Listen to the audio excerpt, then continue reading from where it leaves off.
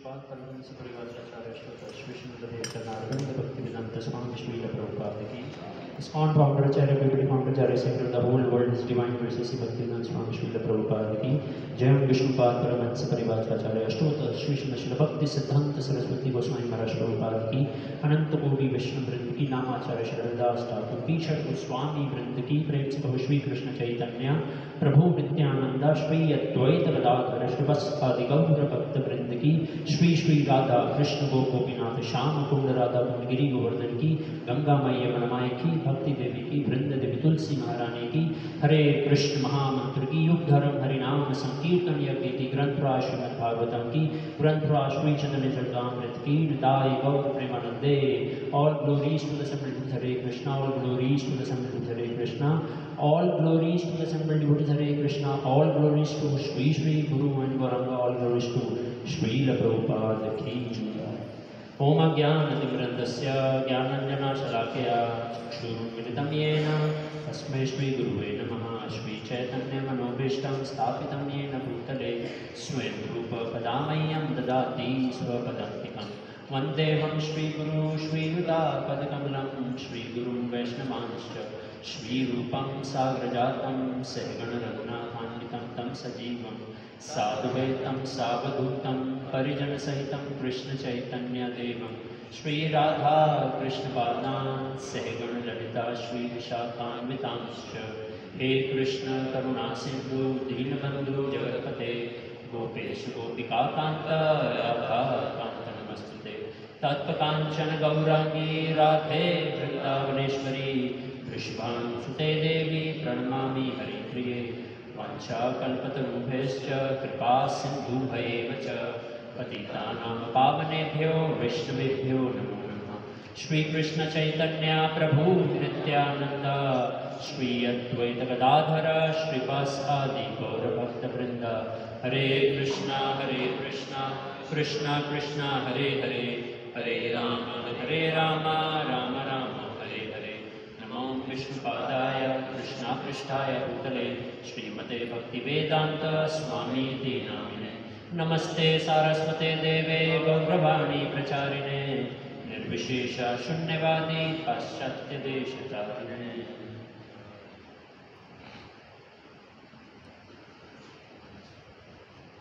मुखं करोति वाचालं सम्पूर्णं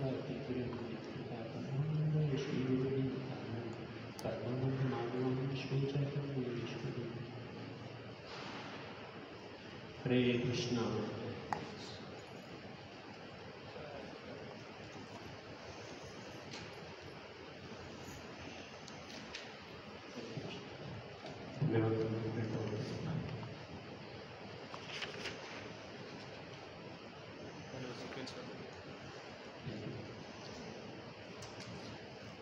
So today is a very wonderful festival.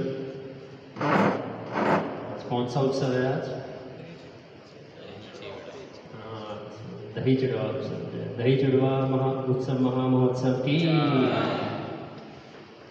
तो हम भक्तों के लिए बहुत ही जो है विशेष उत्सव है ये जो दही चिड़वा उत्सव है। तो खाली ये दही चिड़वा उत्सव ही नहीं है, ये इसको भगवान की करुणा का उत्सव भी कहा जा सकता है, भगवान की कृपा का उत्सव भी कहा जा सकता है, भगवान के दंड का उत्सव भी कहा जा सकता है। तो ऐसे कई प्रकार से हम इस उत्सव को जो है मना सकते हैं, इस पर हम है ना कंटेम्पलेट कर सकते हैं। कई बार क्या होता है जब दही चिड़वा उत्सव आता है तो हमारा फोकस दही चिड़वा पे ही रह जाता है। सब मतलब मैं अपनी बात कर रहा हूँ, मतलब मेरी चेतना इस प्रकार से है कि हमें सिर्फ दही चिड़वा याद आता है कि आज हमें क्या मिलेगा, दही चिड़वा प्राप्त हो गया। ठीक है, वो तो मिलेगा ही, वो तो है ही है, वो तो एक विशेष कृपा है ही है भगवान की महाप्रसाद के रूप में। लेकिन ये जो लीला है बहुत बहुत बहुत विशेष लीला है। अगर हम इस लीला के तत्व को समझ गए तो हमारे लिए भक्ति में प्रगति करना या भक्ति का जो हमारा प्रयोजन है उसको प्राप्त करना देखिए बहुत सरल हो जाएगा। क्योंकि अब देखिए श्री रघुनाथ दास गोस्वामी हमारे संप्रदाय के प्रयोजन आचार्य हैं, है ना। संबंध के आचार्य कौन है? संबंध के आचार्य सनातन गोस्वामी, है ना, अभिधेय आचार्य श्रील रूप गोस्वामी, है ना, और प्रयोजन आचार्य श्रील रघुनाथ दास गोस्वामी। तो उनकी ये लीला है भगवान के साथ, उनकी ये विशेष लीला है। तो इस पे हम कुछ चर्चा करने का प्रयास करेंगे इस लीला में। तो अधिकतर हम जो चर्चा करेंगे वो थोड़ा तत्व की चर्चा रहेगी, क्या शिक्षाएं श्री चैतन्य महाप्रभु श्रील रघुनाथ दास के चरित्र से, है ना, या इस लीला से हमें देना चाह रहे हैं, उस पर हम कुछ चर्चा करेंगे और फिर कुछ जो लीला है उसका वर्णन करेंगे। लीला तो आप सबने सुनी होगी कई बार, तो मुख्यतः जो हमारा रहेगा वो तत्व के ऊपर रहेगा। तो यह लीला तो इस प्रकार से होती है कि जो श्रील रघुनाथ दास होते हैं उनकी बहुत ही तीव्र इच्छा होती है श्री चैतन्य महाप्रभु की शरण ग्रहण करने के लिए। बहुत ही बचपन से ही बहुत वैरागी थे, उनकी इस भौतिक संसार में कोई रुचि नहीं थी। तो शुरू से ही, बचपन से ही उनका सौभाग्य था कि उनको बहुत ही महान वैष्णव का संग प्राप्त हुआ जब वो छोटे ही थे। कौन थे वो थे नामाचार्य हरिदास ठाकुर। जब नामाचार्य हरिदास ठाकुर अक्सर, है ना, सप्तग्राम में आया करते थे और हिरण्य मजूमदार और गोवर्धन मजूमदार के घर जाते थे, तो वहीं पे उनकी मुलाकात होती है रघुनाथ दास की नामाचार्य हरिदास ठाकुर। एक्चुअली जो नामाचार्य हरिदास ठाकुर थे उनके मित्र थे यदुनंदन आचार्य, जो कि रघुनाथ दास, श्रील रघुनाथ दास के एक प्रकार से गुरु भी थे, उनके प्रीस्ट भी थे, उनके ही घर के, मतलब। तो वो आते हैं उनके घर पे और वहाँ पे फिर श्रील रघुनाथ दास की नामाचार्य से भेंट होती है और श्रील नामाचार्य हरिदास ठाकुर उनको महाप्रभु के बारे में बताया करते थे, उनकी महिमा का गुणगान किया करते थे। तो जब वो श्री चैतन्य महाप्रभु की महिमा का सुनते थे तो उनका श्री चैतन्य महाप्रभु के चरण कमलों के प्रति बहुत ही विशेष अनुराग उत्पन्न हो गया। और ऐसा अनुराग उत्पन्न हुआ कि वो चाहते थे कि किस प्रकार मुझे जो है श्री चैतन्य महाप्रभु के चरण कमल प्राप्त हो। तो एक बार ऐसी लीला होती है कि श्री चैतन्य महाप्रभु जब संन्यास लेते हैं, संन्यास लेने के बाद श्री चैतन्य महाप्रभु की क्या इच्छा होती है, वो क्या करें, वो उनकी इच्छा होती है कि वो वृंदावन जाए। तो जैसे ही श्री चैतन्य महाप्रभु संन्यास लेते हैं तुरंत वो क्या करते हैं, वृंदावन की ओर निकल जाते हैं। कटवा में संन्यास लेते हैं और संन्यास लेते ही वो नित्यानंद प्रभु और अन्य जो साथ में जो उनके परिकर होते हैं उनके साथ वो वृंदावन की ओर जाने का चेष्टा करते हैं श्री चैतन्य महाप्रभु। लेकिन नित्यानंद प्रभु क्या करते हैं, छल से उनको क्या करते हैं, शांतिपुर ले आते हैं। तो शांतिपुर आ जाते हैं और फिर शांतिपुर की वो लीला होती है, माधवेंद्र जो अद्वैताचार्य के घर पे सभी जो नवद्वीपवासी वहाँ पे उनकी भेंट होती है श्री चैतन्य महाप्रभु से। और वहाँ पे जो उनकी माता शची माता होती हैं उनसे विशेष अनुरोध करती हैं कि आप क्या कीजिए, आप वृंदावन ना जाइए, आप क्या कीजिए, आप नीलाचल चले जाइए। महाप्रभु वृंदावन जाना चाहते थे, लेकिन शची माता के निवेदन से वो क्या किया, उन्होंने उनको नीलाचल भेज दिया। तो महाप्रभु निवेदन को स्वीकार करके नीलाचल चले जाते हैं। तो नीलाचल में कुछ समय व्यतीत करने के बाद फिर जो है श्री चैतन्य महाप्रभु के अंदर ये तीव्र इच्छा उत्पन्न होती है कि मुझे दोबारा से वृंदावन जाना है। तो कई बार वो भक्तों से, है ना, निवेदन करते हैं, सार्वभौम भट्टाचार्य से निवेदन करते हैं, स्वरूप दामोदर से निवेदन करते हैं, लेकिन वो उनको पता है कि श्री चैतन्य महाप्रभु अगर वृंदावन चले गए तो फिर उनका दोबारा दर्शन प्राप्त करना लगभग असंभव हो जाएगा, पता नहीं आएंगे नहीं आएंगे। तो इस भय से वो उनको पोस्ट डेटेड देते रहते हैं उनको कि आप चले जाइए, स्नान यात्रा आएगी तब चले जाइए, उड़न षष्ठी आएगी, तो ऐसे करके काफ़ी समय निकल जाता है। लेकिन विजयदशमी के दिन श्री चैतन्य महाप्रभु जो है ये तय हो जाता है कि वो वृंदावन की ओर अग्रसर होंगे। तो जब दूसरी बार श्री चैतन्य महाप्रभु वृंदावन की ओर जाते हैं तो वृंदावन की ओर जाते हुए श्री चैतन्य महाप्रभु फिर किस स्थान पे आते हैं, वो आते हैं शांतिपुर दोबारा। तो जब वो शांतिपुर आते हैं तो ये जो खबर है वो पता चल जाती है रघुनाथ दास गोस्वामी को। उस समय गोस्वामी नहीं रघुनाथ दास थे, गोस्वामी तो बाद में बने एक प्रकार से मतलब। तो श्री रघुनाथ दास को ये पता चलता है कि महाप्रभु पुनः जो है शांतिपुर आए हैं। तो अब उनकी वो इच्छा और प्रगाढ़ हो जाती है उनसे भेंट करने की। तो वो अपने पिता से निवेदन करते हैं कि ऐसे ऐसे मैं जाना चाहता हूँ श्री चैतन्य महाप्रभु के दर्शन के लिए। तो जो पिता होते हैं वो जानते हैं कि ये जो है इनका कितना अनुराग है श्री चैतन्य महाप्रभु के प्रति। तो वो क्या करते हैं, वैसे तो हमेशा ही जो श्रीला रघुनाथ दास के आसपास कई सारे सिक्योरिटी गार्ड लगा रखे थे, क्योंकि कई बार वो प्रयास कर चुके थे भागने का। तो पिता ने बहुत 8-10 सिक्योरिटी गार्ड हमेशा ही रहते थे और 3-4 और सेवक उनकी सेवा करने के लिए हमेशा श्रीला रघुनाथ दास के साथ। तो वो कहते हैं ठीक है, उन जो उनके संरक्षक होते हैं, रक्षक होते हैं, उनको बोलते हैं ठीक है आप इनको लेके जाइए और महाप्रभु के दर्शन करा के उनको वापस भेजिए। तो ऐसा होता है। तो रघुनाथ दास होते हैं वो चले जाते हैं और वहाँ पे शांतिपुर में उनकी श्री चैतन्य महाप्रभु से भेंट होती है, जिनका वो इतने लंबे समय से इंतज़ार कर रहे होते हैं कब मुझे श्री चैतन्य महाप्रभु के चरण कमल प्राप्त होंगे। तो वहाँ पर उनकी जो मुलाकात होती है तो वो बहुत विशेष, वो प्रसंग बहुत विशेष है। तो वहाँ पे लगभग श्री चैतन्य महाप्रभु शांतिपुर में लगभग 1 हफ्ता या 10 दिन ऐसे वहाँ पे रहते हैं अद्वैत आचार्य के घर पे। और वहाँ पे एक दिन जो रघुनाथ दास होते हैं वो ऐसा विचार कर रहे होते हैं। क्या विचार कर रहे होते हैं, रक्षके रहते मुनि के मने छाड़ी बे, ऐसा बोलते हैं, के मने प्रभु रे संगे लीला चल या बे। ऐसा सोच रहे होते हैं कि रक्षक एरा छाड़ी मुने के मने छाड़ी बे, कि जो ये रक्षक जिन्होंने मुझे घेर रखा है ये कब मुझे छोड़ेंगे ना, कब मैं इनसे जो है मुझे मुक्ति प्राप्त होगी। और के मने प्रभु रे संगे नीलाचल यावे, और कब मैं जो श्री चैतन्य महाप्रभु के साथ मैं नीलाचल जाऊंगा, मैं कब मैं वहाँ जाके नित्य उनके साथ जो है वो मैं निवास करूँगा। ऐसी उनके हृदय में ऐसी इच्छा होती है। ये इच्छा वो प्रकट नहीं करते लेकिन उनके मन में ऐसे विचार चल रहे होते हैं कि कब मैं भाग जाऊँगा श्री चैतन्य महाप्रभु के साथ। तो फिर ये जो इच्छा होती है वो श्री चैतन्य महाप्रभु जान जाते हैं। वो तो सर्वज्ञ हैं, वो तो परमात्मा के रूप में सभी के हृदय में निवास करते हैं, जान जाते हैं। तो वहाँ पे श्री चैतन्य महाप्रभु बोलते हैं रघुनाथ दास को, सर्वज्ञ गौरांग प्रभु जाने तानर मना, शिक्षा रूपे कहे तानर आश्वास वचन।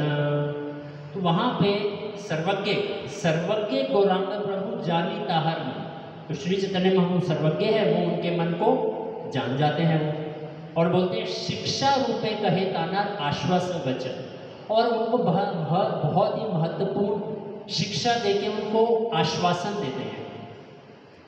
तो हम सब भक्तों के लिए बहुत महत्वपूर्ण है, हमें जानना चाहिए कि श्री चैतन्य महाप्रभु सिर्फ श्री रघुनाथ दास की मन की इच्छा को नहीं जानते, हम सबकी मन की इच्छाओं को भी जानते हैं। जानते हैं कि नहीं जानते? हम सबके हृदय में भगवान है कि नहीं है? तो प्रभुपाद जी एक जगह लिखते हैं कि जो गौरांग महाप्रभु है वो पर्सनली इस मूवमेंट को जो है ऑब्जर्व कर रहे हैं, और प्रत्येक भक्त को वो पर्सनली ऑब्जर्व कर रहे हैं वो, और उसको मोटिवेट करते हैं इस कृष्णा कॉन्शियसनेस में प्रोग्रेस करने के लिए। Prabhupada rights in one of the purpose. तो इसीलिए हम सब भक्तों के लिए बहुत महत्वपूर्ण है कि हम किस प्रकार की इच्छा के साथ हम महाप्रभु को अप्रोच करते हैं, भगवान को अप्रोच करते हैं। तो आप देखिए कि जब हम भक्ति में आते हैं तो भक्ति में आने पे हो सकता है हमारे अंदर बहुत सारी इच्छाएं हों ना, बहुत सारी इच्छाओं के साथ हम भक्ति को प्रारंभ करते हैं, है ना। भौतिक इच्छाएं भी होती हैं, भक्तों का संग मिलता है तो आध्यात्मिक इच्छा भी उत्पन्न होती है ना, कि मैं किस प्रकार से मैं जो है भगवान के चरण कमलों को प्राप्त करूं, किस प्रकार से मैं कृष्ण प्रेम प्राप्त करूं ना, ऐसी इच्छा भी होती है। लेकिन क्योंकि हमारे हृदय में भौतिक इच्छा भी है एक साधक के हृदय में, और आध्यात्मिक इच्छा भी है ना, संघ के प्रभाव से, शास्त्रों के प्रभाव से हमारे अंदर आध्यात्मिक इच्छा भी है। तो भगवान हमारी कौन सी इच्छा को पूर्ण करेंगे? भगवान तो हमारे हृदय में है, भगवान हमारी कौन सी इच्छा को पूर्ण करेंगे? तो बताते हैं भगवान हमारी उसी इच्छा को पूर्ण करेंगे जिसके लिए भक्त जो है गंभीर होगा, जिसके लिए भक्त सीरियस है। भौतिक इच्छाएं हैं, हम ये नहीं कह सकते कि हम पूर्ण रूप से शुद्ध हो गए हैं। Material contamination is there in the heart, लेकिन हम किस इच्छा को कल्टीवेट कर रहे हैं, किसके लिए हम प्रयास कर रहे हैं, भगवान उस इच्छा को पूर्ण करते हैं। भगवान श्री चैतन्य महाकृष्णदास कबीरदास गोस्वामी बताते हैं चैतन्य चरितामृत में, वो बताते हैं कि महाप्रभु बोलते हैं आमी विज्ञ ए मूर्ख विषय कहने दीवा स्वचरणामृत देवा विषय भुलाइबा। अगर कोई भक्त गंभीर होता है भक्ति में, वो श्री चैतन्य महाप्रभु के चरण कमलों को प्राप्त करना चाहता है। जय श्री श्री मदन गोपाल जी की, श्री श्री नटाई गौर सुंदर की, श्री प्रभुपाद की।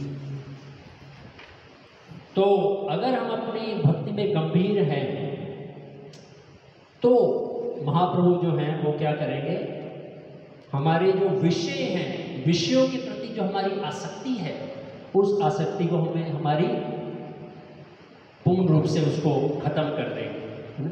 जैसे हमने भी भजन में पढ़ा ना, विषया छड़िया कबे शुद्ध हबे मन, है ना, कबे हम हेरी को श्री वृंदावन, तब हम वृंदावन के दर्शन कर पाएंगे, तब हम भगवान के श्री चरण कमलों को प्राप्त कर पाएंगे। तो ये कैसे होगा? ये पूरा जो ये प्रसंग है इसी चीज को व्यक्त करता है। कैसे भक्ति, ये इच्छा है श्री चैतन्य महाप्रभु के चरण कमलों को प्राप्त करने की इच्छा, वो कैसे महाप्रभु पूर्ण करते हैं? अगर भक्त गंभीर है तो ये पूरा प्रसंग उसी को दर्शाता है। जैसे कि श्रील रघुनाथ दास तीव्र इच्छा है ना कि मुझे श्री चैतन्य महाप्रभु के चरण कमल प्राप्त करने ही है, तो आप देखिए महाप्रभु इसका पूरा प्रबंध करते हैं। वैसे तो देखा जाए श्री रघुनाथ दास गोस्वामी के हृदय में कोई भौतिक इच्छा नहीं थी, है ना। श्री चैतन्य महाप्रभु चाहते तो तुरंत उनको बोलते चलो चलो आप नीलाचल चलो, लेकिन नहीं, हमें कुछ शिक्षा देना चाहते थे, इसीलिए उन्होंने ऐसी लीला की। तो यहाँ पे वो श्रील रघुनाथ दास की इच्छा को समझ गए। तो अगर हम भी अपनी इस इच्छा को तीव्र करना चाहते हैं, आध्यात्मिक इच्छा को तीव्र करना चाहते हैं, तो इसके लिए बहुत महत्वपूर्ण है हम किस प्रकार का संग करते हैं। संग बहुत महत्वपूर्ण है। संगात संजायते कामा, जैसा हमारा संग होगा वैसे हमारी डिजायर होगी। अगर संग अच्छा है तो हम अच्छी डिजायर करेंगे, है ना। आध्यात्मिक संग है, ऐसे भक्तों का संग है जिनके अंदर तीव्र इच्छा है श्री चैतन्य महाप्रभु के चरण कमलों को प्राप्त करने की, तो हमारे अंदर भी ऐसी इच्छा आ जाएगी। और अगर हम ऐसे भक्तों का संग करते हैं जिनकी इतनी तीव्र इच्छा नहीं है, तो हमारी भी तीव्र इच्छा नहीं होगी, है ना। तो इसलिए हमें किस प्रकार का संग करना है, इसका चुनाव हमें बहुत ही जो है दक्षता के साथ करना चाहिए, है ना। तो फिर जब श्री चैतन्य महाप्रभु इस प्रकार समझ गए, तो श्री चैतन्य महाप्रभु बोलते हैं स्थिर न घरे आओ ना हो पातुला, क्रमे क्रमे पाए लोक भव सिंधु कुला। तो बोलते हैं स्थिर न घरे आओ, आप क्या करो, स्थिर हो, you fixed in Krishna consciousness, और क्या करो, घर जाओ, ना हो बातुल, बातुल ना हो। बातुल समझते हैं? बातुल बंगाली का एक बहुत महत्वपूर्ण शब्द है। बातुल क्या है इसका अर्थ? हाँ सही बोला प्रभु ने, पागलपन। बातुल को बोलते हैं पागलपन। तो महाप्रभु को बोलते हैं क्या, पागल मत हो, ना हो बातुल। क्रमे क्रमे पाए लोक भव सिंधु, क्रमे क्रमे धीरे धीरे आप इस भव सिंधु को पार कर जाओगे और कृष्ण के चरण कमलों को प्राप्त कर लोगे, आप चिंता मत करो। तो यहाँ पे एक बहुत महत्वपूर्ण शिक्षा देना चाह रहे हैं श्री चैतन्य महाप्रभु, और प्रभुपाद जी इसके परपट में लिखते हैं। वो शिक्षा क्या है कि we should be very patience in our Krishna consciousness, कि जो हम भक्ति का जो प्रयास कर रहे हैं उसमें हमें ये जो ये प्रिंसिपल है पेशेंस का, वो बहुत आवश्यक है एक भक्त को इसका पालन करना।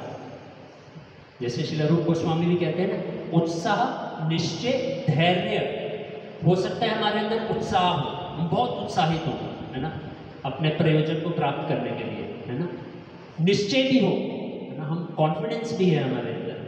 लेकिन कई बार हम कहाँ पे हम चूक कर जाते हैं, हम धैर्य नहीं रखते। हम धैर्य ना रखने का एक क्या अर्थ है कि हमें अभी पूर्ण रूप से भगवान की कृपा पे विश्वास नहीं है, पूर्ण रूप से विश्वास नहीं है।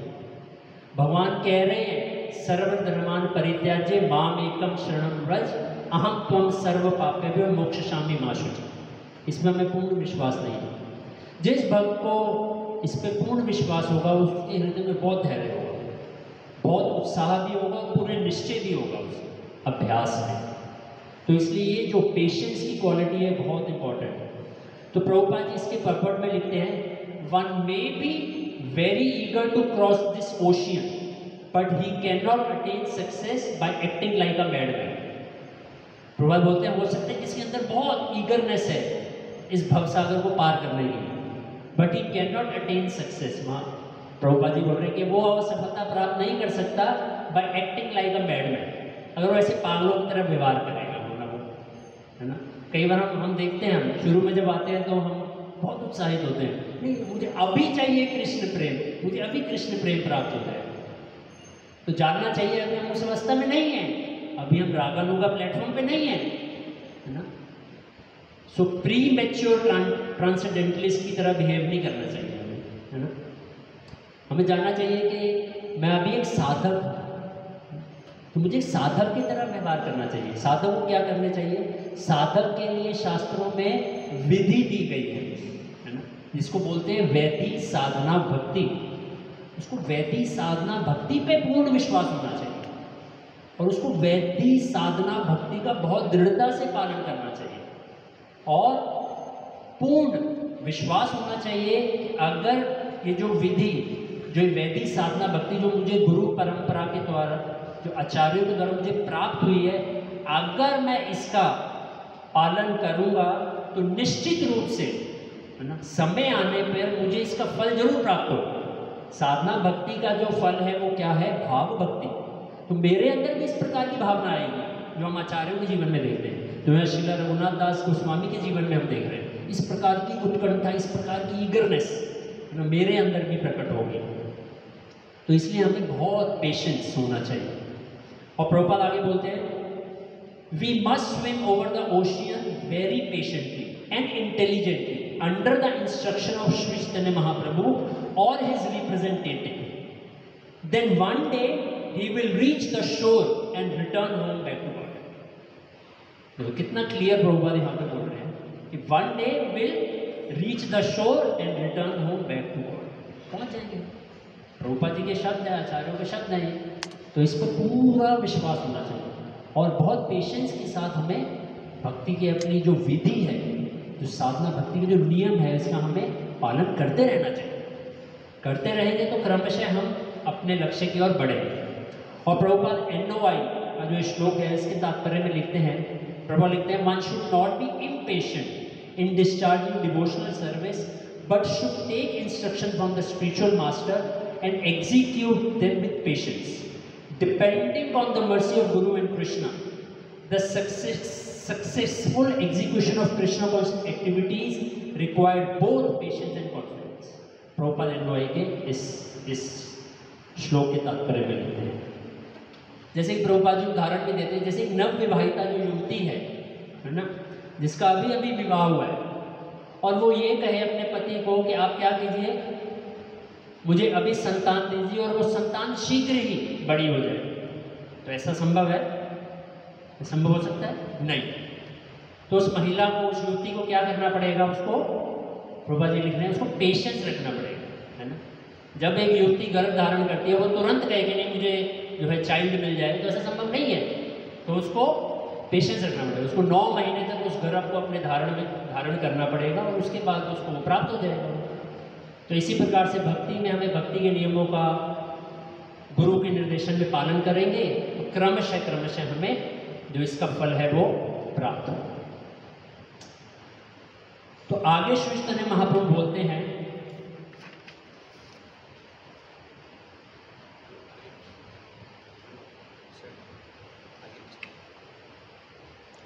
पीछे आगे पीछे। हाँ, मरकट वैराग्य न कर लोक दिखाया, यथा योग्य विषय भुज न सत्य हाना।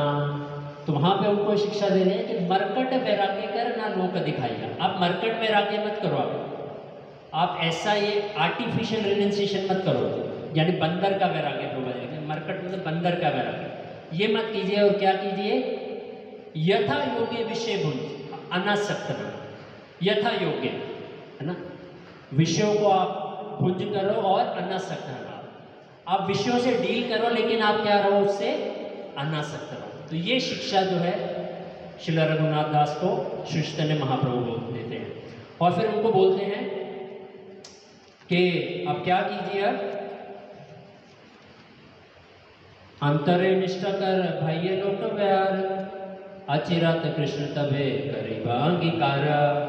कहते हैं अंतरे निष्ठा कर भाइये लोक व्यवहार। अंदर से आप क्या करो? पूर्ण, you are fixed in Krishna consciousness. और बाह्य लोक व्यवहार, बाहर से लोक व्यवहार करो, एक साधारण व्यक्ति की तरह आप क्या करो? व्यवहार करो। अगर आप इस प्रकार से करते हो तो क्या होगा? आचिरात कृष्ण तुम्हें करीबा उद्धार, बहुत ही शीघ्र जो है कृष्ण क्या करेंगे? तुम्हारा उद्धार कर देंगे।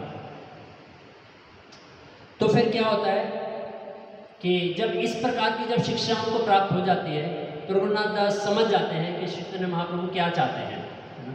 तो फिर जो श्रील रघुनाथ दास है वो फिर वापस चले जाते हैं और महाप्रभु जो है फिर अपनी जो वृंदावन यात्रा के लिए प्रयास करते हैं, लेकिन वो भी नहीं जा पा रहे।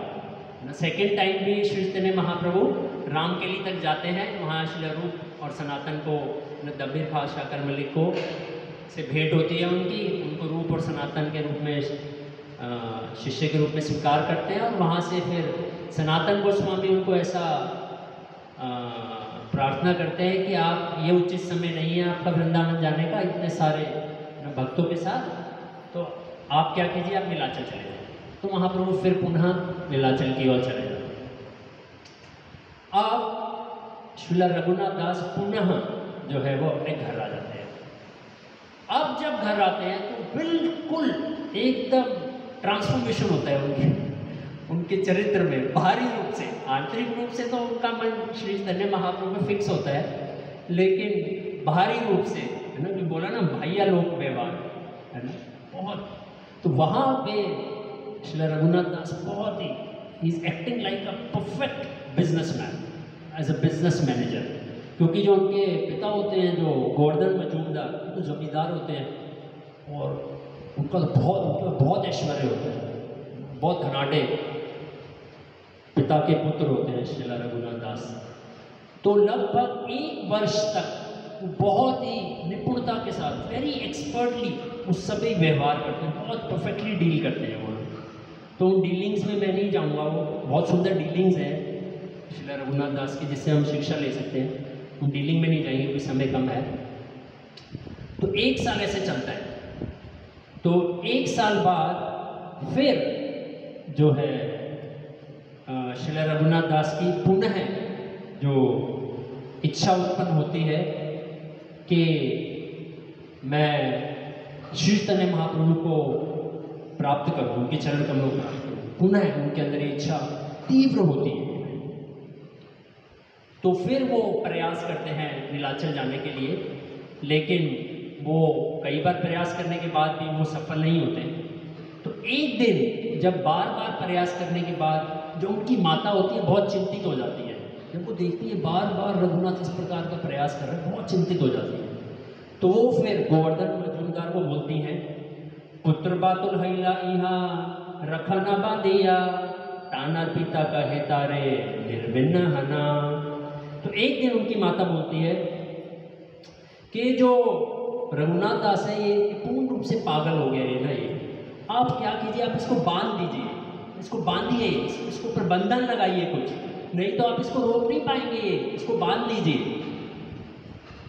तो पिता क्या बोलते हैं? तानर पिता कहे थे ना निर्विन्न हना। तो वो बोलते हैं कि अब जो है ना ये संभव नहीं है, क्योंकि हमने तो बहुत प्रयास कर लिया, हमने इसका विवाह भी करा दिया, है ना, इसको इतना ऐश्वर्य प्रदान किया, इतना धन दिया, ये सब देने के बाद भी ये नहीं बंधा, तो अब इसको कौन बांध पाएगा? तो पिता बोले, इंद्र सम ऐश्वर्य स्त्री अप्सरा सम, ये सब बांधिते नारी केला या नरमना। कह रहे जिसके पास इंद्र जैसा ऐश्वर्य है और अप्सरा जैसी पत्नी है, जब ये सब इसको नहीं बांध पाया, तो ये जो और अन्य जो आप कह रहे हैं प्रयास करने के लिए, वो कैसे इसको बांध पाएगा?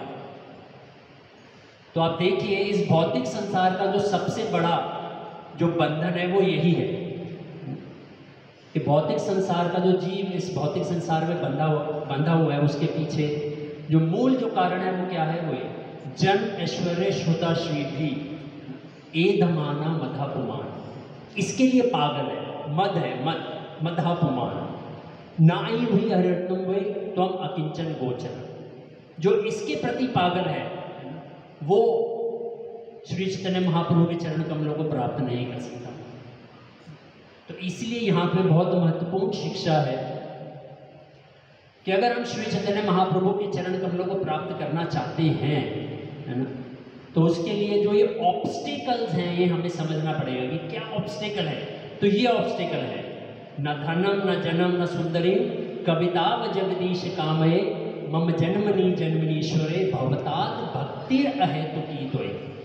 तो कम से कम हमें इस स्तर पे आना होगा, एक साधक को कम से कम इस स्तर पे आना होगा कि ना धनम ना जन्म ना सुंदरी कविता व जगदीश कामये, कि इस प्रकार की कोई कामना नहीं, न धनम की, न जन्म की, न सुंदरी, न कविता, कुछ नहीं चाहिए। मुझे सिर्फ क्या चाहिए? मम जन्मनी जन्मी ईश्वरे भवताद भक्तिर अहेतुकी द्वय, आपकी अहेतुकी भक्ति चाहिए। तो ये सब अगर ये नहीं है तो हम बंधे रहेंगे ना। ये पाश प्रसंगम अजारम पाशम आत्मनम कव्यो विदु, है ना, जो देवाहुति माता है वो कपिल मुनि से पूछ रही है कि कैसे ये जो पाश है ना, जो ये आसक्ति का जो ये पाश है, कैसे इससे मैं मुक्त हो पाऊंगी? माता ऐसा प्रश्न पूछ रही है। तो वहाँ पे भगवान कपिल उनको उपदेश देते हैं कि प्रसंगम अजारम पाशम आत्मनव कव्यो विदु सईव साधु सुकृत मोक्ष द्वारम अपाव, कि अगर कोई साधु के प्रति आसक्त हो जाता है, साधु के प्रति उसकी आसक्ति हो जाती है, तो वो क्या है? वो it opens the door of liberation, वो मोक्ष द्वारम अपाव है, वो मोक्ष के द्वार को खोल देता है। तो ये हम देखेंगे किस प्रकार रघुनाथ दास को ये कृपा प्राप्त हुई है। तो इसलिए पिता ने बोल दिया कि अब कोई संभावना नहीं है ना, है ना, इसको बांध पाने की कोई संभावना नहीं है। वो बोलते हैं चैतन्य चंद्र कृपा हनाया छे हारे, चैतन्य चंद्र बातोल के राखीते पारे। वो कह रहे चैतन्य चंद्र कृपा हनाया छे हारे, इसके ऊपर चैतन्य चंद्र की कृपा हो गई है। चैतन्य महाप्रभु ने बोल दिया था कि आप जाइए और शीघ्र ही आपको कृष्ण की कृपा प्राप्त होगी, महाप्रभु ने बोल दिया था। तो इसीलिए वो कह रहे हैं इसके ऊपर चैतन्य चंद्र की कृपा प्राप्त हो गई है, इसीलिए चैतन्य चंद्र बातों की रखते पारे। अभी चैतन्य चंद्र की कृपा में पागल है, ये उनके लिए पागल है, की राखीते पारे। अब इसको कौन रोक पाएगा? कोई नहीं रोक पाएगा। तो ये जो भगवत प्रेम में पागल है उसको कोई नहीं रोक सकता। तो वास्तविकता में ये जो आंदोलन है ये भगवत प्रेम में पागल होने के लिए ही है। दिस मूवमेंट इज मीन, है ना, for mad about taking shelter of Lord Chaitanya Mahaprabhu, है ना। श्री चैतन्य महाप्रभु के चरण कमलों को प्राप्त करने के लिए, पागल होने के लिए ये मूवमेंट है। हम सब पागल होने के लिए यहाँ आए हैं। पागल होना चाहते हैं आप लोग? हाँ, तो हम सबको पागल होना है ना। पागल तो है ही है। देखो इस प्रभुपा जी होते हैं, प्रभुपा जी का एक आर्टिकल है हु इज क्रेजी, है ना। भौतिकवादी व्यक्ति जब भक्तों को देखते हैं तो वो क्या बोलते हैं? पागल है, कुछ करते ही नहीं है, हरे कृष्णा करते हैं, कुछ करते ही नहीं है, पागल है। और एक भक्त जब बाहर भौतिकवादी व्यक्ति को देखता है कि किस प्रकार से वो इंद्रिय तृप्ति के लिए पागल है, वो पीछे भाग रहा है वो, तो उसको दयावश वो क्या बोलता है? ये पागल है। उनको दया आती है बाहर के व्यक्ति के ऊपर, क्या पागल व्यक्ति है, इंद्र तृप्ति के लिए भाग रहा है, जो जो मतलब जो उसको स्वतः ही प्राप्त हो जाएगी, उसके लिए भागने, पागल होने के लिए क्या क्या जरूरत है वो, है ना। वास्तविकता में पागल होना है तो कृष्ण प्रेम प्राप्त करने के लिए पागल होइए, ये जीवन की सार्थकता है। तो इसलिए भक्त भौतिकवादी को पागल बोलते हैं और भौतिकवादी में भक्त को पागल बोलते हैं।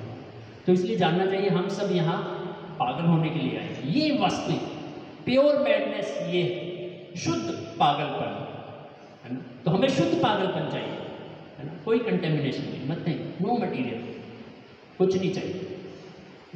तो ये मूवमेंट पागल होने के लिए। तो फिर जब इस प्रकार से जब वो बताते हैं तो उसी समय क्या होता है, श्रील रघुनाथ दास को ऐसा उनको पता चलता है कि कुछ ही दूरी पे यहाँ पे पानीहाटी एक स्थान है, सप्तग्राम से कुछ ही दूरी पे, ज़्यादा दूर नहीं है, कुछ ही दूरी पे एक स्थान है पानीहाटी। आप में से कोई गए हैं भक्त पानीहाटी? कुछ बहुत ही रमणीय स्थान है वो ना, बहुत सुंदर। मतलब मुझे भी अवसर प्राप्त, बहुत समय पहले, 12-13 साल पहले उस स्थान पर गए थे, बहुत सुंदर।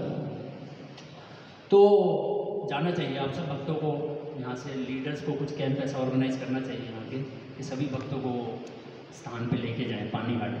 अभी तो वहाँ पे हमारा बहुत सुंदर मंदिर है, इस्कॉन का बहुत भव्य मंदिर वहाँ पे बनाया है, जिन्होंने शिष्यों ने वहाँ पे सेवा करा। Very beautiful place Panihati, Ganga के तट पे है वो, गंगा जी है वहाँ पे, और उस तट पे वो स्थान है पानीहाटी।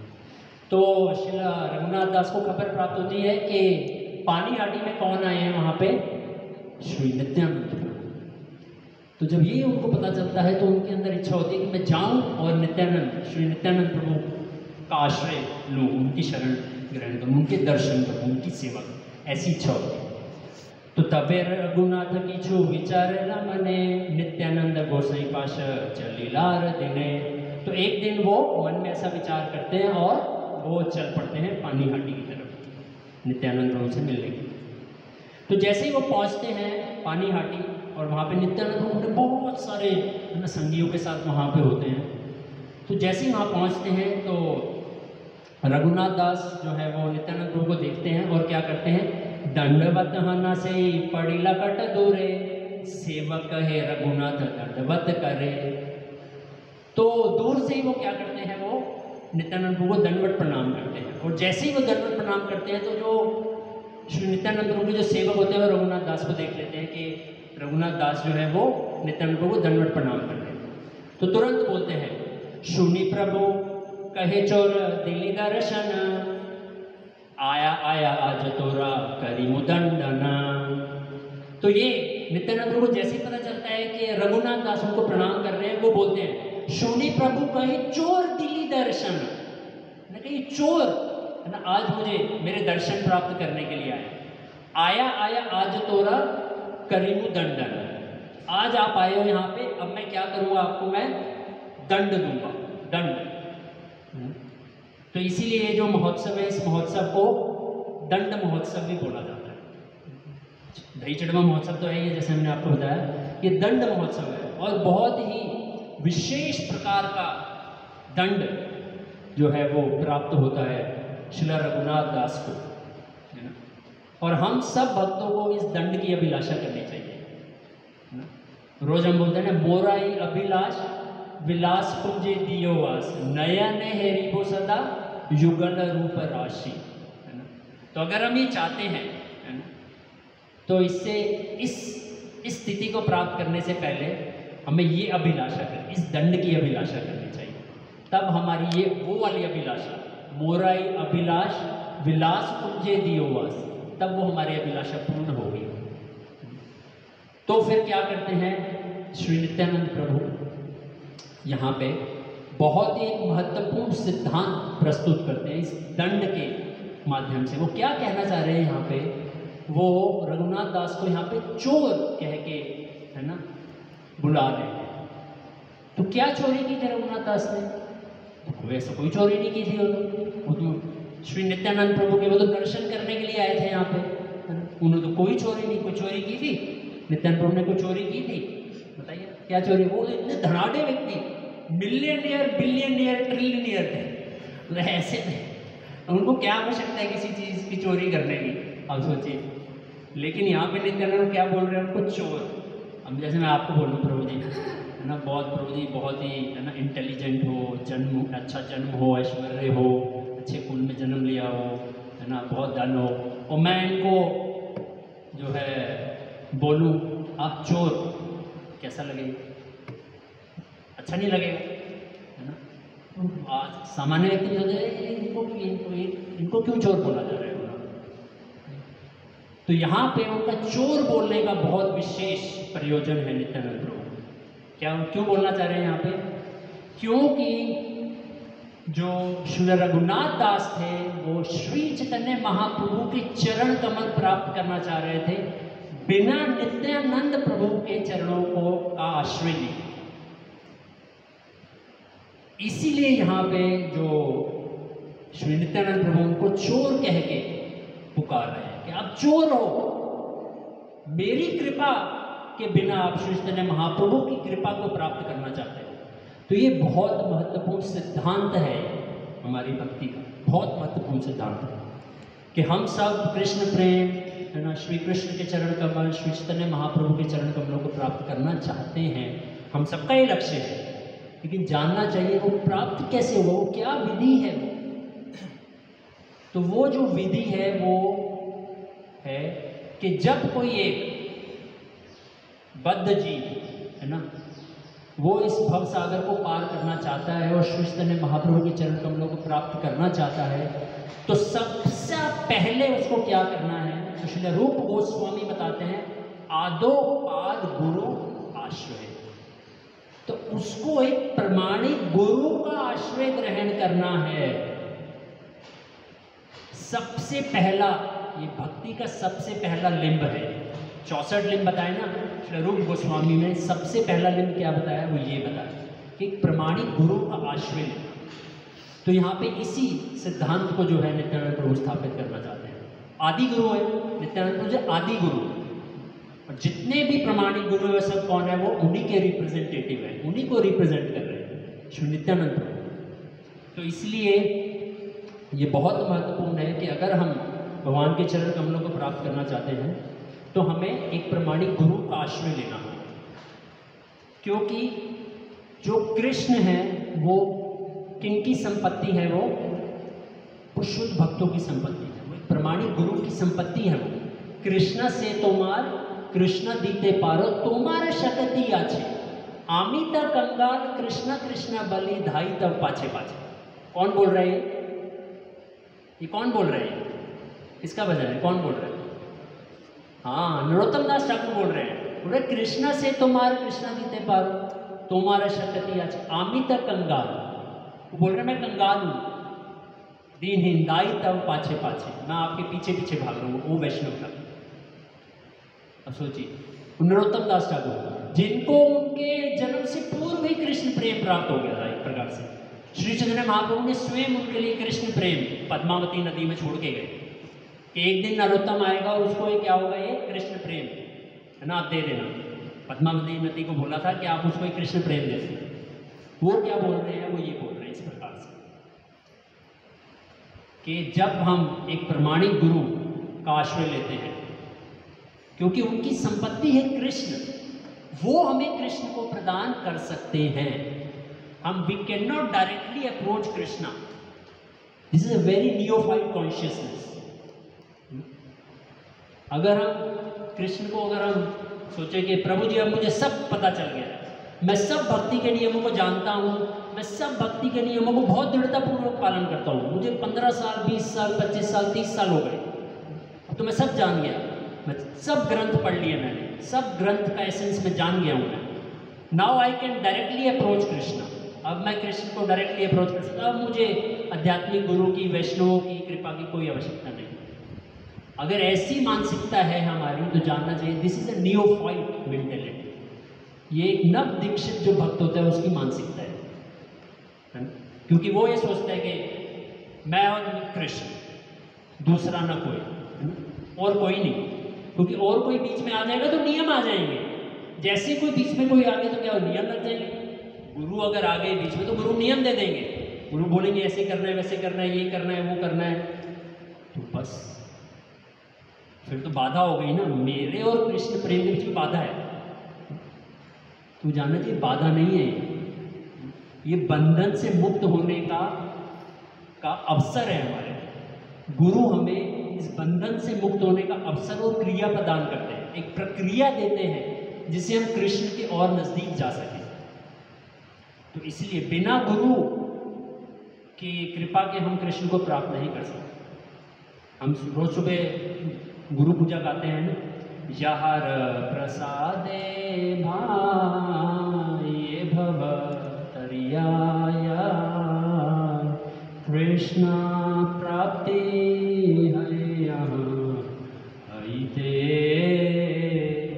गुरु का पद्मा वाक्य चित्ते करियाए क्या आरना हरिहा मने आशा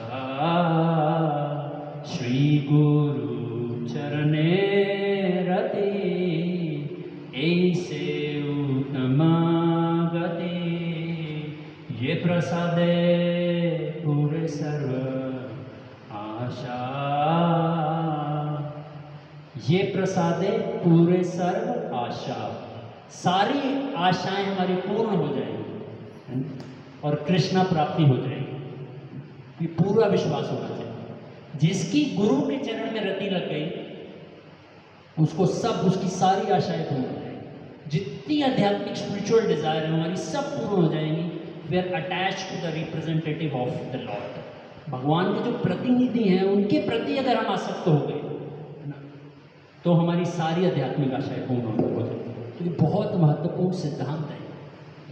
आप देखिए, अगर ऐसा नहीं करते है ना, इस प्रकार से अगर हम प्रमाणिक गुरु की शरण नहीं ग्रहण करते या प्रमाणिक गुरु की शरण ग्रहण करने के बाद उनको छोड़ देते हैं, है ना, तो ये सबसे बड़ा डिजास्टर है एक भक्त के जीवन में, बिगेस्ट डिजास्टर। एक डिजास्टर तो है कि गुरु स्वीकार कर लिया और हम उनकी आज्ञाओं का पालन नहीं कर रहे, ये तो है ही है बिगेस्ट ऑब्स्टिकल, बिगेस्ट डिजास्टर। उससे भी बड़ा है अगर गुरु स्वीकार करने पर हम गुरु को त्याग देते हैं, बिगेस्ट डिजास्टर। और आज हम देखते हैं, आज ऐसा हमारी कम्युनिटी में आज देखते हैं हम कई सारे भक्त इस प्रकार का अभ्यास करते हैं।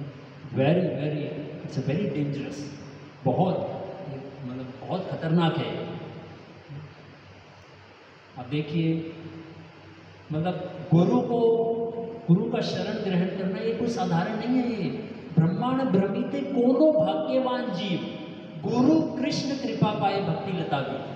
बहुत बहुत बहुत भ्रमण करने के बाद किसी जीव के ऊपर एक कृपा होती है कि उसको एक प्रमाणिक गुरु प्राप्त होते हैं। अब उसको ये अवसर मिल गया है, अब उसके पास ये अपॉर्चुनिटी है कि वो कृष्ण के चरण कमलों को प्राप्त कर सकता है, इस भव सागर को पार कर सकता है। उसके पास ये अवसर है, अगर वो पूर्ण रूप से गुरु की शिक्षाओं के प्रति शरणागत हो जाता है तो वो कर सकता है। तो इसलिए यहाँ पे जो नित्यानंद प्रभु है, यहाँ पे ये बहुत महत्वपूर्ण शिक्षा दे रहे हैं कि हमें जो है क्या करना है, हमें प्रमाणिक गुरु की शरण लेनी है और उनके माध्यम से we can approach Krishna, we can approach Shri Chaitanya Mahaprabhu. तो हमारी कैसी भी स्थिति क्यों ना हो, किसी भी स्थिति में क्यों ना हो, है ना, हम श्री चैतन्य महाप्रभु के चरण कमलों को प्राप्त कर लेंगे। पूरा विश्वास होना चाहिए। कई बार हमें अपनी दैन्य स्थिति पे ज़्यादा विश्वास होता है, गुरु की कृपा पे विश्वास नहीं होता। कभी लगता है मैं इतना दैन्य हूँ, मैं इतना पतित हूँ कि गुरु भी मुझ पर अगर कृपा करेंगे तो मेरा उद्धार नहीं होगा। कई बार ऐसा होता है। तो ये माया का एक षड्यंत्र है। माया ऐसे प्ले करती है हमारे साथ, है ना। वो क्या करेगी, गुरु के ऊपर श्रद्धा खत्म करेगी, है ना, और नाना प्रकार के अन्य चीज़ों पे हमारी श्रद्धा बढ़ा देगी, अन्य जो विचार हैं उन पे हमारी श्रद्धा बढ़ाएगी। नहीं, जानना चाहिए मैं कितना भी पतित क्यों ना हूँ ना, लेकिन जो आध्यात्मिक जो गुरु हैं, जो आध्यात्मिक जो प्रतिनिधि हैं भगवान के, वो महापतित पावन है। उनकी अगर मैं शरण लूँगा तो निश्चित रूप से मेरा उद्धार होगा ही होगा।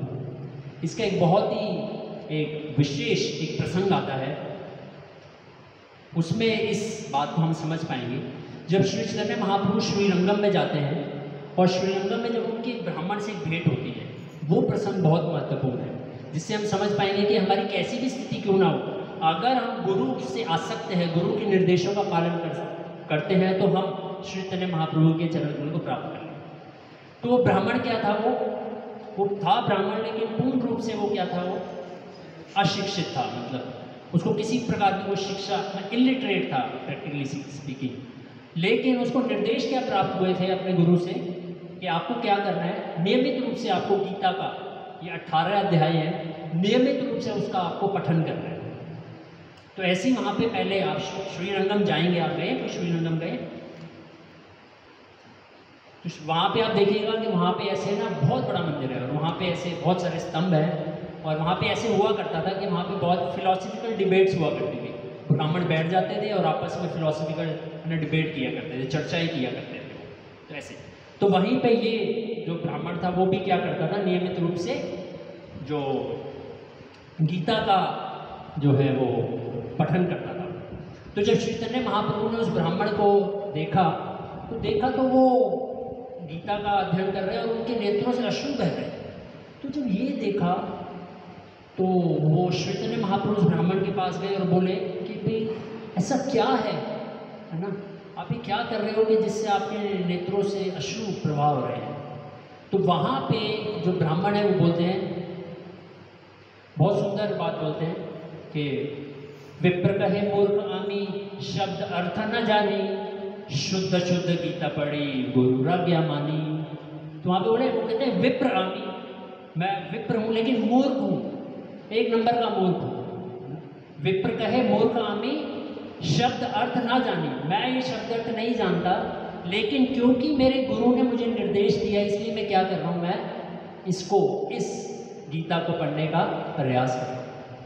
जब श्री चैतन्य महाप्रभु इस भावना को देखते हैं तो बहुत प्रसन्न हो जाते हैं, बहुत प्रसन्न हो जाते हैं। और फिर आगे चर्चा आती है, फिर वो पूछते हैं आपको ऐसे क्या, इससे क्या आपको अनुभव हो रहा है जिससे आप इतना भाव विभोर हो रहे हैं, है ना। तो वो पूरा प्रसंग आता है। कहने का तात्पर्य ये है कि हम कैसी भी स्थिति में क्यों ना हो, लेकिन अगर हमें गुरु की कृपा पे, उनके इंस्ट्रक्शंस पे विश्वास है, तो हमें श्री कृष्ण की, श्री चैतन्य महाप्रभु की कृपा अवश्य प्राप्त होगी, इस पर पूरा विश्वास होगा। तो यहाँ पे नित्यानंद प्रभु जो है वो इसी प्रिंसिपल को बताते हैं और फिर आगे बोलते हैं, प्रभु बोलाया तेनो निकटे न करे गमन, आकर्षिया नरमठे प्रभु धरिला चरण। तो वहाँ पे तुरंत श्री नित्यानंद प्रभु क्या करते हैं, अपने जो चरण कमल है वो रघुनाथ दास के सिर पे रख देते हैं, चरण कमल प्राप्त होते हैं उनको। और फिर उनको आदेश देते हैं, उनको बोलते हैं, निकटे ना आसी चोर भागे दूरे दूरे, आजी लागा पाना छे दंडिमा तुम्हारे। क्या आप मेरे निकट नहीं आ रहे और दूर दूर भाग रहे हो, मैं आपको दंड दूंगा। तो रघुनाथ दास उस चीज़ को स्वीकार कर लेते हैं और फिर नित्यानंद प्रभु उनको बोलते हैं, दही चिड़ा भक्षण कर मोर गने, शून्यन हैला रघुनाथ मने। तो वहाँ पे फिर जो श्री नित्यानंद प्रभु उनको क्या बोलते हैं, दही चिड़ा भक्षण कर मोर गने। जो जितने भी मेरे यहाँ गण हैं, जितने भी मेरे यहाँ संगी गण हैं, उन सबको क्या करो, आप दही चिड़वा खिलाओ, आनंदित हैला रघुनाथ मने। तो जैसे ये निर्देश उनको प्राप्त होते हैं रघुनाथ दास को, बहुत प्रसन्न हो जाते हैं उन लोग और बहुत प्रसन्न हो जाते हैं। और फिर वो क्या करते हैं, वो इस दही चिड़वा जो महोत्सव है उसका, है ना, उसकी तैयारी प्रारंभ करते हैं। थोड़ी ले सकते हैं 5-7 मिनट और समय हो गया नहीं। बस इस लीला को और इसका जो कंक्लूजन है उसको बता के हम इसको विराम देंगे। तो वहाँ पे बहुत सुंदर ये महोत्सव जो है होता है, वहाँ पे जो रघुनाथ दास हैं वो इसकी तैयारी प्रारंभ करते हैं। सभी जितने भी उनके साथ और जो लोग होते हैं वो सब जुड़ जाते हैं इस दही चिड़वा को सेलिब्रेट करने के लिए। तो मैं इसकी डिटेल में नहीं जाऊंगा कैसे वो बनाते हैं, क्या करते हैं। 2 प्रकार से दही चिड़वा वहाँ पे बनाते हैं, दूध के साथ बनाते हैं, दही के साथ बनाते हैं। वहाँ पे एक बहुत विशेष प्रकार का केला होता है, चापा केला बोलते हैं उसको। आप अगर बंगाल में जाएंगे तो उस केला का रसास्वादन कर सकते हैं। बड़ा मीठा, छोटा केला होता है पीला, बड़ा मीठा केला होता है ना। उस केले से वो दही चिड़वा की प्रिपरेशन होती है वहाँ पे। तो दूध से बनाते हैं, फिर दही से बनाते हैं, और फिर नित्यानंद प्रभु जो है वो एक बहुत ऊंचे चबूतरे के ऊपर बैठ जाते हैं और अपने सभी जितने भी उनके अनुयायी, जो उनके अंतरंग पार्षद हैं, सभी को बुला लेते हैं। कुछ चबूतरे के ऊपर बैठ जाते हैं, कुछ नीचे बैठ जाते हैं, और जैसी ये खबर और सब आसपास लोगों को पता चलती है, सब वहाँ पे आ जाते हैं वो इस दही चिड़वा उत्सव को मनाने के लिए, इसमें भाग लेने के लिए। सभी ब्राह्मण एकत्रित हो जाते हैं, आसपास के गाँव सब लोग आ जाते हैं। तो कोई गंगा के तट पे चले जाते हैं, वहाँ बैठ जाते हैं, कोई गंगा के अंदर चले जाते हैं, है ना। तो फिर क्या होता है, फिर जो ये दही चिड़वा है ये जो है भक्तों को दिया जाता है। सबसे पहले श्री नित्यानंद प्रभु को ऑफर किया जाता है। कम से कम 5-7 मटकों में श्री नित्यानंद प्रभु को ऑफर करते हैं, और फिर जितने भी बाकी भक्तगण होते हैं उन सबको, है ना, 2-2 मटके दिए जाते हैं। उस एक में दही से बना हुआ, एक में दूध से बना हुआ, सबको ये दिए जाते हैं। तो सब भक्त उसको स्वीकार करते हैं, और फिर श्री नित्यानंद प्रभु जो है वो जो ऑफरिंग उनको दी जाती है उसको लेने के लिए बैठते हैं। तो उसी समय वहाँ पे क्या होता है, राघव पंडित आ जाते हैं। राघव पंडित को पता चलता है कि नित्यानंद प्रभु आए और इस प्रकार का महोत्सव हो रहा है, वो भी वहाँ पे आ जाते हैं। वहाँ पे आते हैं और देखते हैं नित्यानंद प्रभु यहाँ फीस्टिंग ले रहे हैं, यहाँ फीस्टिंग चल रही है दही चिड़वा की। तो वो बोलते हैं, राघव पंडित आके श्री नित्यानंद प्रभु को बोलते हैं, अरे आप ये क्या कर रहे हैं, मैंने तो आपको वहाँ पे इतना आपके लिए व्यवस्था की है, इतना सुंदर भोग अर्पित किया है, और ये आप यहाँ पे ले रहे हैं, तो उसको कौन स्वीकार करेगा। तो नित्यानंद प्रभु बोलते हैं, आप चिंता मत कीजिए, दिन में मैं यहाँ पे महोत्सव मनाऊंगा अपने संगी गणों के साथ, है ना, क्योंकि वो गोप आवेश में होते हैं वहाँ पे नित्यानंद प्रभु। तो और रात्रि में, है ना, फिर मैं आपके यहाँ आके आपका जो भोग लगाए उसको स्वीकार करूँ। तो उनको बोलते हैं, आप भी यहाँ बैठिए और आप इस भोग को स्वीकार कीजिए, राघव पंडित को बोलते हैं। तो नित्यानंद प्रभु बैठते हैं, और वो फिर जो है वो इंटरनल मेडिटेशन में चले जाते हैं श्री नित्यानंद प्रभु, और वहाँ पे वो श्री चैतन्य महाप्रभु को वहाँ पे जो है वो एक प्रकार से इनवाइट करते हैं श्री नित्यानंद प्रभु, और वहाँ पे श्री चैतन्य महाप्रभु स्वयं प्रकट हो जाते हैं वहाँ पे। और फिर जो नित्यानंद प्रभु जो है वो श्री चैतन्य महाप्रभु को जो दही चिड़वा स्वयं अपने हाथों से उनको खिलाते हैं, और महाप्रभु जो है वो नित्यानंद प्रभु को खिलाते हैं। तो ऐसी लीला वहाँ पे चल रही होती है। तो जब ये सब लीला चल रही होती है, तो ये सब लीला कि नित्यानंद प्रभु श्री चैतन्य महाप्रभु खिला रहे हैं, श्री चैतन्य महाप्रभु नित्यानंद प्रभु खिला रहे हैं, ये कुछ ही भक्त इसका दर्शन कर पाते हैं। बहुत जो सौभाग्यशाली होते हैं वो ये देख पा रहे होते हैं। तो इस प्रकार से पूरा फेस्टिवल जो है सेलिब्रेट होता है वहाँ पे। तो जब पूरा फेस्टिवल ये सेलिब्रेट हो जाता है, और बहुत सारी डिटेल्स हैं, मैं उसमें नहीं जा रहा समय का, मैं जब पूरा फेस्टिवल सेलिब्रेट हो जाता है, नित्यानंद प्रभु बिकम वेरी प्लीज्ड, बहुत प्रसन्न होते हैं कि किस प्रकार श्री रघुनाथ दास ने मेरे जो भक्त हैं, है ना, उनको इसने दही चिड़वा जो है वो जो दिया, मतलब वो फेस्टिवल किया, इससे जो श्री नित्यानंद को बहुत प्रसन्न होते हैं। तो पूरा फेस्टिवल होने के बाद श्री नित्यानंद प्रभु चले जाते हैं राघव पंडित के घर, और वहाँ पे फिर वो पूरा एक पास टाइम होता है। और फिर अगले दिन फिर उसी स्थान पे पानीहाटी में ही नित्यानंद प्रभु फिर आते हैं वहाँ पे उस स्थान पे, और उनके सभी भक्तगण वहाँ पे होते हैं। तो अगले दिन फिर जो श्री रघुनाथ दास हैं वो वहाँ पे आते हैं। अब वो अकेले नहीं आते, अब वो आते हैं राघव पंडित के साथ। तो जब वो राघव पंडित के साथ आते हैं तो वहाँ पे जो वार्तालाप होती है वो बहुत विशेष है। वहाँ पे वो क्या बोलते हैं, अधम पमर मोई हीन जीव धम, मोरा इच्छा है पाए चैतन्य चरण। तो इस प्रकार से वो श्री नित्यानंद प्रभु को निवेदन करते हैं, बोलते हैं मैं तो बहुत अधम, बहुत पतित हूँ, अधम जीव हूँ, लेकिन मेरी इच्छा क्या है कि मैं श्री चैतन्य के चरण कमलों को प्राप्त करना चाहता हूँ। तो नित्यानंद प्रभु जब ये ऐसी प्रार्थना सुनते हैं तो वो बोलते हैं, नहीं, फिर रघुनाथ दास उनको बोलते हैं, तुम्हारा कृपा बिना तो तुम्हार कृपा बिना केहा चैतन्य ना पाए, तुम भी कृपा कैला ताने हमेरा पाए। कहते हैं कि तुम्हारी कृपा के बिना, श्री नित्यानंद प्रभु को बोल रहे हैं कि आपकी कृपा के बिना कोई भी श्री चैतन्य महाप्रभु को प्राप्त नहीं कर सकता।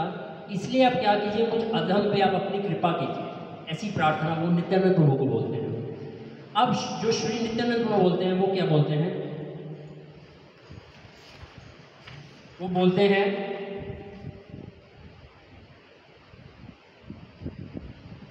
चैतन्य के पाते सिहा नाही भया मने, सबे आशीर्वाद करा पाऊ का चैतन्य चरणे। तो वहां पे श्री नित्यानंद प्रभु क्या बोलते हैं, श्री रघुनाथ दास तो नित्यानंद प्रभु को बोल रहे हैं कि आप मुझ पे कृपा कीजिए कि मैं श्री चैतन्य महाप्रभु के चरण कमल को प्राप्त कर सकूं। लेकिन श्री नित्यानंद प्रभु क्या बोलते हैं, वो बोलते हैं चैतन्य रे कृपा तसेहा नाही भाई मने, सबे आशीर्वाद कर रहा पाऊ का चैतन्य चरण है। कि वहां जितने भी संगीगण बैठे होते हैं उन सबको नित्यानंद बोलते हैं आप सब इस पे कृपा कीजिए, इस रघुनाथ दास पे कृपा कीजिए कि ये श्री चैतन्य महाप्रभु के चरण कमलों को प्राप्त कर सके, उनकी शरण में जा सके। आप सब वैष्णव उन पे कृपा कीजिए। तो ये बहुत महत्वपूर्ण सिद्धांत है, प्रिंसिपल है। दास दास दासानुदास बहुत महत्वपूर्ण है। कई बार हम क्या समझते हैं कि ठीक है, मुझे अब गुरु के द्वारा एक नाम प्राप्त हो गया, पद्मधारी विष्णु दास, तो अब मुझे क्या करना है, मुझे गुरु की सेवा करनी है, मैं गुरु का दास हूँ। लेकिन जानना चाहिए कि मैं गुरु का दास नहीं हूँ। मैं गुरु का दास तो हूँ ही, लेकिन मैं सभी वैष्णव दास दास दासानुदास, मैं सभी भक्तों का दास हूँ। मैं यहाँ पे ये प्रस्तुत करना चाह रहे हैं श्री नित्यानंद प्रभु। उन्होंने बोला सभी भक्तगण इन पे कृपा करें ताकि इन्हें श्री चैतन्य महाप्रभु के चरण कमल प्राप्त हो सके। तो जो गुरु हैं ना, जो एक प्रमाणिक गुरु है, उनकी जो सबसे बड़ी कृपा है वो क्या है, वो है कि जब शिष्य प्रमाणिक गुरु की शरण लेता है तो दो प्रकार से उनको पर कृपा होती है। एक कृपा तो उनको गुरु के द्वारा भगवत नाम प्राप्त होता है, भगवान का नाम प्राप्त होता है। दूसरा, गुरु क्या चाहते हैं अपने शिष्य से, गुरु अब ये चाहते हैं कि now he become the servant of the servant of the servant of the devotees. गुरु ये चाहते हैं, गुरु की ये इच्छा है कि अब ये भक्तों के भक्तों के भक्तों के भक्तों का भक्त बने, ऐसी इच्छा है। तो दो ये विशेष कृपाएं हैं हमारे ऊपर है, गुरु के द्वारा दिया गया नाम और भक्तों का संग। ये बहुत बड़ी कृपा है। अगर कोई ये दो कृपा को समझ गया कि मुझे ये कृपा प्राप्त हुई है और इस कृपा को उसने अपने जीवन में ना इसको धारण कर लिया, तो उसके लिए श्री चैतन्य महाप्रभु की कृपा बहुत सरल हो जाएगी, बहुत सरल हो जाएगी। क्योंकि कई बार क्या होता है, हम गुरु को भी स्वीकार कर लेते हैं लेकिन भक्तों को महत्व नहीं देते हैं। बोले ठीक है भक्त हैं, ठीक है, क्या फर्क पड़ रहा है ना? मेरे पास तो गुरु है ना, मैं तो गुरु के निर्देशों का पालन कर रहा हूँ, 16 माला का जप कर रहा हूँ, 4 नियमों का पालन कर रहा हूँ, ठीक है, मुझे कृष्ण प्राप्ति हो जाएगी। मुझे जाना चाहिए नहीं। जब तक वैष्णवों की कृपा प्राप्त नहीं हुई, जब तक वैष्णवों की सेवा नहीं की, वैष्णवों को प्रसन्न नहीं किया, तब तक हमें गुरु की पूर्ण कृपा भी प्राप्त नहीं होगी। इसलिए प्रभुपाद अपने कई तात्पर्यों में लिखते हैं, छाड़िया वैष्णव सेवा निष्ठार पाइथे के बाद, कि अगर कोई वैष्णव की सेवा छोड़ देता है, वैष्णव की सेवा नहीं करता, अगर वो निस्तार पाइछे के, उसका निस्तार हो ही नहीं सकता, उसका इस भवसागर से निस्तार नहीं हो सकता। ऐसे बहुत सारे दृष्टांत हैं, मैंने कुछ लिए भी थे पास टाइम, समय नहीं है तो डिस्कस करते हैं। बहुत सारे ऐसे दृष्टांत जिससे कि ये स्थापित होता है कि बिना भक्तों को प्रसन्न किए, वैष्णवों को प्रसन्न किए, हम गुरु और कृष्ण को प्रसन्न नहीं कर सकते, हम उनकी आशीर्वाद को प्राप्त नहीं कर सकते। तो यहाँ पे इस लीला से हम यही शिक्षा प्राप्त कर सकते हैं जो हमने चर्चा किया यहाँ पे, कि हम सबका उद्देश्य यही है कि हम श्री चैतन्य महाप्रभु के चरण कमलों को प्राप्त करें, यही हमारा प्रयोजन है। और इस लीला से हम यही शिक्षा ले सकते हैं कि श्री चैतन्य महाप्रभु, जैसे हमने चर्चा की कि श्री चैतन्य महाप्रभु हम सबके मनोपिष्ट को जानते हैं, हमारे मन में क्या चल रहा है ना। तो हमें क्या करना चाहिए, अनुकूल भाव विकसित करने चाहिए, है ना। एक जो है अच्छी डिज़ायर्स को कल्टीवेट करना चाहिए, पहला सिद्धांत ये हमने चर्चा किया। अच्छी भावनाओं के साथ हमें गुरु कृष्ण को अप्रोच करना चाहिए हमें। दूसरा हमने चर्चा किया कि हमें बहुत ही पेशेंस के साथ हमें जो ये भक्ति की क्रियाएं जो हमें प्राप्त हुई हैं, बहुत पेशेंस के साथ हमें विधि विधानों का, गुरु के आश्रय में रहते हुए, भक्तों के आश्रय में रहते हुए उन विधि विधानों का पालन करना चाहिए। दूसरा हमने ये चर्चा किया। तीसरा हमने चर्चा किया कि अगर हमें श्री चैतन्य महाप्रभु की, श्री कृष्ण की हमें अगर चरण कमल प्राप्त कर रहे हैं तो उसके लिए हमें प्रमाणिक गुरु का आश्रय ग्रहण करना चाहिए। उनके आश्रय में रह के हमें भक्ति के नियमों का पालन करना चाहिए। जब हम ऐसा करेंगे तो क्रमशः धीरे धीरे धीरे हम we become closer to Krishna. और चौथा हमने यहाँ पे जो इस लीला से हम सीख सकते हैं वो ये है कि गुरु भी चाहते हैं कि हम भक्तों की साधु संग करें, साधुओं के संग में रहें। ये ऐसी उनकी इच्छा है। शास्त्रों का भी यही निष्कर्ष है ना। साधु संग सर्व शास्त्र कहे, लव मात्र साधु संग सर्व सिद्धि हो। तो पूरा इस पर विश्वास होना चाहिए कि अगर मैं भक्तों के संग में रहता हूँ, भक्तों की सेवा करता हूँ, तो धीरे धीरे मैं भगवान के और करीब जाऊँगा। जैसे एक टेलीस्कोप होता है ना, टेलीस्कोप जैसे होता है, पहले हम किया कभी आपने टेलीस्कोप, अभी बचपन में हम एक्सरसाइज किया करते थे, हमें एक मिलता था, टेस्ट मिलता था। तो उसमें क्या, अगर आप दूर की चीज़ को अगर आप देखना चाहते हो तो क्या होता था, उसमें आपको लेंसेज लगाने पड़ते हैं। अब जितने लेंस लगाते जाएंगे उतना क्या होता है, तो दूर की चीज़ पास आती जाती है। तो उसी प्रकार से भक्ति में भी अगर हम कृष्ण के नज़दीक जाना चाहते हैं, पास जाना चाहते हैं, तो जो वैष्णव है वो लेंस है। तो जितने अधिक हम भक्त दास दास दास दास दास 100 टाइम्स दासानुदास होंगे, we become more closer to Krishna, उतने हम भगवान के और नज़दीक आते जाएंगे। We become more closer to Krishna, हमें भगवत साक्षात्कार होता जाएगा। लेकिन जितना हम ये हमारे लेंस नहीं होंगे हमारे टेलीस्कोप में, उतना कृष्ण दूर रहेंगे। तो चौथा प्रिंसिपल ये कि हमें भक्तों के दासों का दास करना। तो ये हम शिक्षा इस प्रसंग से ले सकते हैं। ठीक है, तो मैं यहीं पे विराम देना चाहूँगा। मैं क्षमा चाहूँगा, समय थोड़ा ज़्यादा हो गया। ये लीला बहुत मधुर लीला है, आप इसको पढ़ भी सकते हैं। चैतन्य चरितामृत में लीला आती है अंत्य खंड में, चैतन्य चरितामृत अंत्य उसमें 6 चैप्टर में पूरी ये विस्तार में लीला है। आज के दिन आप इस लीला को पढ़ सकते हो, आप इस पर मनन कर सकते हो और इसको अपने जीवन में, इन शिक्षाओं को अपने जीवन में उतारने का हमसे प्रयास कर सकते हैं। तो हम नित्यानंद श्री नित्यानंद प्रभु श्री श्री रघुनाथ दास हम ये प्रार्थना करते हैं कि हम इन शिक्षाओं को अपने जीवन में उतार सकें। श्री नित्यानंद प्रभु की, श्री रघुनाथ दास गोस्वामी की, श्री प्रभुपाद की, आप सब भक्तों की निताई गौर प्रेमानंदे। दही चढ़वा इज वेटिंग फॉर यू, आप सबके लिए दही चढ़वा इंतज़ार कर रहा है। हरे कृष्ण।